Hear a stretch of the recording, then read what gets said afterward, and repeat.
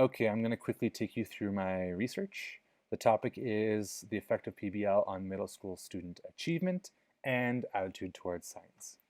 So the background and rationale for this research is that PBL is becoming interesting in the scientific community. Lots of teachers want to implement it. They're hesitant to implement it because they're worried that it sacrifices achievement for student interest, and there's little support amongst research to support its implementation for my demographic of students, which is upper class, English language learners, and they're all in an international context. My three questions are: what are the effects of PBL on student achievement? What are the effects of PBL on students' attitude towards science? And how do students describe their own attitude towards science and achievement? These are all open questions. I don't know if it's going to be positive or negative or what the effects are going to be, but they're all open. These two are quantitative, and this is my qualitative question. Okay. I'm not going to go over the literature specifically, but the biggest contribution I found was Liu 2019, which talks about a Likert-like scale, which I'll go over later. But this is to help actually measure student attitude towards science, which I changed my research to match rather than saying student interest in science, because there's already some research that bases it on this vocabulary. Okay. Feel free to go through those. I'm doing a mixed method explanatory sequential method, which basically takes a quantitative section and uses it to inform and select students for an interview in a qualitative second phase, and then compares all the data together to get a more holistic view and to triangulate results, both from test data and from students' perspective on the PBL technique. So I use a questionnaire with those Likert-like questions that I adopted from you, and I just use a simple test where I randomly assign questions. I give a PBL treatment to the one class, and I give a regular science lesson that isn't changed from the normal lessons at the school to a control group. Phase 2 would have questions like, how do you describe PBL learning? After using PBL, do you like science better, same, or worse? Just open questions for students to voice their own opinions about PBL. Moving on, like I mentioned, this is a Likert test, Likert-like test. It'll give a statement, and students can reply strongly agree to strongly disagree.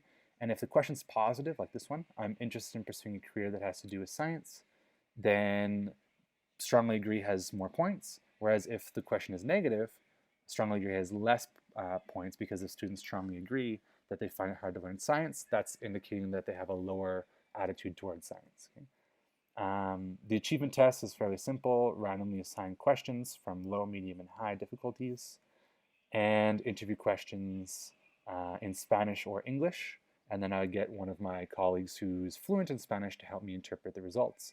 Even though I do speak Spanish, I would want a native speaker there to help, so there's no language, or to lessen that language barrier. So I was able to do the pre-tests for both the questionnaires and the actual pre-tests, but I wasn't able to do the post-tests because the school shut down, so I anticipated this data. One thing that shocked me on the pre-test was that the mean for the classes was very different. One class showed much lower attitude towards science than the other, and I anticipated that that gap would be closed and that both classes would end up fairly similar because of the PBL instruction. If you look here, these are responses to each of the questions. Okay? Before and after, before and after, before and after, before and after. I anticipate that PBL will increase student attitude towards science, and that a traditional classroom will maintain or lower interest towards science. If you look at a paired T difference test here, you'll see that there is a significant increase in student attitude towards science in the PBL group, and the control group actually had a significant decrease, even though that decrease was lower.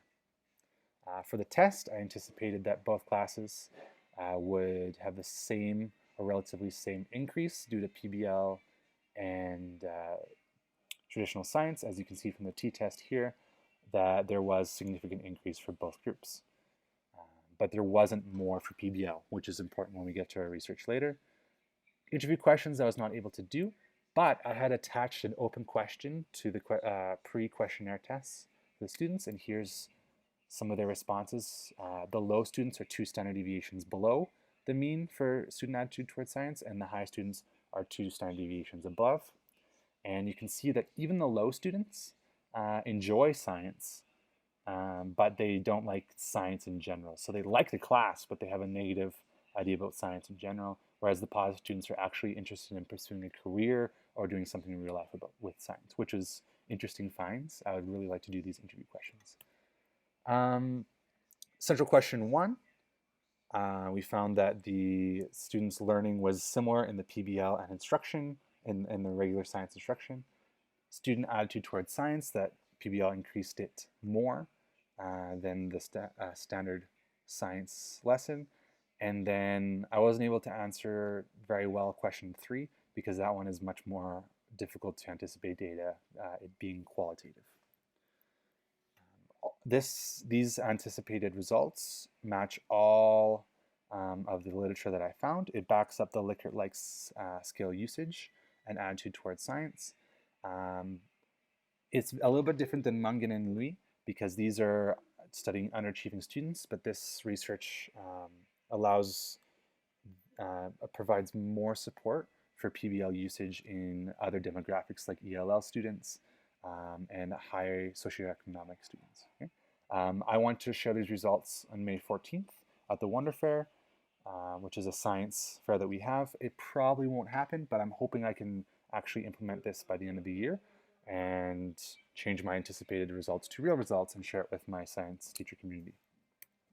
Lastly, in conclusion, the action research is connected to current literature and supports it up, but it connects to ELL, high income, and international students, so new contexts.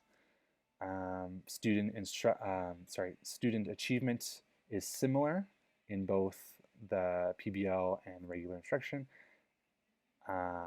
So it's not found to be a better instructional tool, but it's not found to be worse either, and it does increase student attitude towards science. I recommend implementing the actual plan instead of just having anticipated data. I think there's enough support if the anticipated data looks like the real data to have this implemented in other classrooms and monitor it across different grades at our school. And I would like to develop a framework that expands on Merit 2017's definition of PBL because it's not very specific, and I feel like the more specific, quantifiable, descriptive actions you could have for a PBL lesson, you could imply it across different contexts around the world and actually test its effectiveness for different demographics. I would also like to create more lessons like alien rescue, or that use alien rescue as a template, because it's very effective, but it's only one lesson that people have used. Last thing for my research is that, of course, it's limited because it's just speculative based upon my own experience and the literature I've found. I'd like to actually do this research. Interview data was probably the weakest point of it, the anticipated data, because it's qualitative and difficult to think of what students would respond. And this research is very specific. It's 2 classrooms, a very homogeneous group of students that are all upper class, all ELL, all international students. It might be difficult to generalize to other student populations, so it warrants more research in this area in different contexts and applying PBL across different student demographics. Okay? Lastly, I just have my references. I would love to hear your feedback. Positive and negative constructive feedback, and I look forward to seeing your guys' research.